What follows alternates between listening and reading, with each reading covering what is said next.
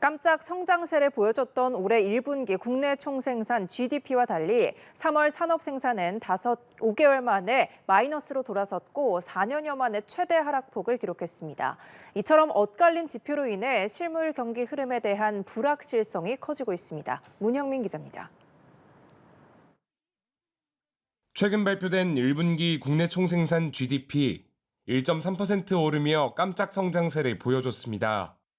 2021년 4분기 이후 줄곧 0%대 성장률을 유지하다 2년 3개월 만에 가장 높은 분기 성장률을 기록한 겁니다.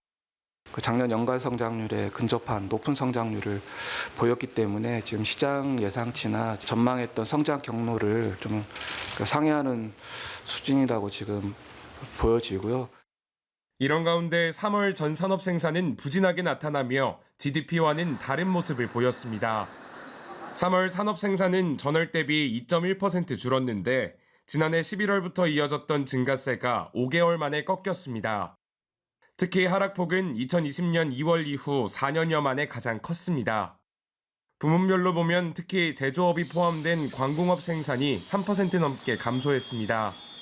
광공업 생산은 음료에서 생산이 늘었으나 금속 가공, 전자부품 등에서 생산이 줄어 전월 대비 3.2% 감소하였습니다. 투자 부문 역시 상황은 좋지 않았습니다. 설비 투자는 한 달 새 6.6% 감소하며 8개월 만에 최대 하락폭을 기록했습니다. 반면 소비만 1.6% 늘면서 증가로 방향을 바꿨습니다. 정부는 산업활동 동향과 GDP 통계의 차이가 나는 건 조사 범위가 다르기 때문이라고 설명했습니다. 산업활동 동향은 월별로 나타나는 변동성도 크고 GDP에 비해 가지고 포괄하는 범위가 상대적으로 좀 제한적입니다. 전체적인 경기 흐름은 GDP 쪽을 통해서 보시는 것이. 하지만 두 지표가 각기 다른 방향을 가리키는 상황이라 실물 경기의 정확한 흐름을 보기가 더 어려워졌다는 분석도 나옵니다. 연합뉴스TV 문형민입니다.